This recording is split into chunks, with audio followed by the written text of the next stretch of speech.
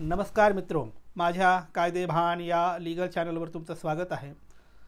तर मित्रों, आजच्या व्हिडिओचा विषय आहे की स्थानिक पातळीवर महाराष्ट्र शासनाच्या स्कीममधून एखादा रस्ता बांधत असेल, त्या रस्त्यात जर खाजगी जमीन जात असेल, अशा प्रकरणात तुम्हाला काय मोबदला मागता येऊ शकतो आणि कायदा काय म्हणतो, त्या संदर्भाने जजमेंट काय आहे आपण बघूया। तर मित्रों, जर मोठे रस्ते असतील, हायवे असेल, एक्सप्रेसवे असेल किंवा केंद्र शासनाचे रस्ते असेल, तर अशा रस्त्याची बांधणी करताना योग्य ती प्रोसिजर पाळल्या जाते। रस्त्यांचा किंवा खाजगी प्रॉपर्टीचं ॲक्विजिशन करून मोबदला देऊन हे रस्ते बांधले जातात। पण स्थानिक पातळीवर ग्रामपंचायत किंवा महाराष्ट्र शासनाच्या एखाद्या स्कीमच्या अंतर्गत जेव्हा रस्ता बांधला जातो, त्या केसमध्ये मात्र या सगळ्या ज्या प्रक्रिया आहेत, कायदेशीर तरतुदी आहेत, ह्या फाटावर मारल्या जातात आणि तिथला स्थानिक बिल्डर, तिथला राजकारणी संगनमत करून हे रस्ते बांधतात। आणि हे रस्ते बांधताना खास करून गावाच्या दूर, शहराच्या दूर, आडमार्गावर बिल्डर किंवा स्थानिक राजकारणाचा एखादा प्रोजेक्ट असेल, त्या प्रोजेक्टला ॲक्सेस देण्यासाठी, रस्ता देण्यासाठी या हेतूने असे मार्ग शासनाच्या द्वारे रस्त्याची मंजुरी मिळवून हे मार्ग बांधले जातात, रस्ते बांधले जातात।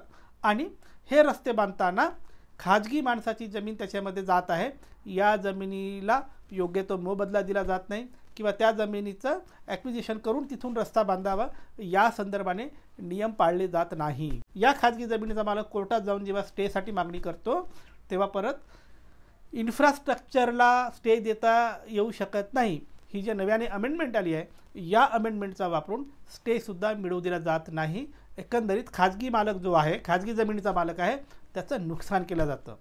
मग याच्यावर उपाय काय आहे आणि कायदा काय म्हणतो? कायदा हे म्हणतो की कुठलाही रस्ता जर तुम्ही बांधत असाल, तर त्या केसमध्ये एखाद्या खाजगी माणसाची जमीन जात असेल, तर त्याला योग्य मोबदला द्या, आधी पूर्ण प्रक्रिया पाळा, नोटिफिकेशन द्या, ते ॲक्विजिशन करा, मोबदला द्या, त्याच्यानंतरच रस्ता बांधा असं कायदा म्हणतो।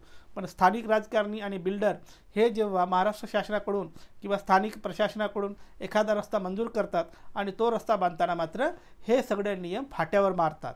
मग तुमच्याकडे काय रिलीफ आहे?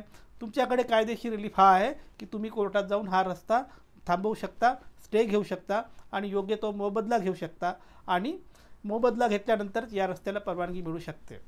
थोडक्यात एका वाक्यात हे आहे की जर महाराष्ट्र शासनाच्या एखाद्या स्कीमच्या अंतर्गत किंवा स्थानिक प्रशासनाच्या स्कीमच्या अंतर्गत रस्ता बांधत असतील, तर थेट रस्ता बांधता येणार नाही। आधी भूसंपादन करावं लागेल आणि मगच रस्ता बांधता येईल। आणि हे भूसंपादन करताना तो जो जमिनीचा मालक आहे त्याला योग्य तो मोबदला दिला जावा। बरं, या संदर्भाने काही जजमेंट आहे का? हो, जजमेंट आहे। रिसेंटली ऑनरेबल सुप्रीम कोर्टाने एक जजमेंट दिलं आहे। जजमेंटचं नाव आहे state of Himachal Pradesh versus Rajiv and another's, हे जजमेंटचं नाव आहे।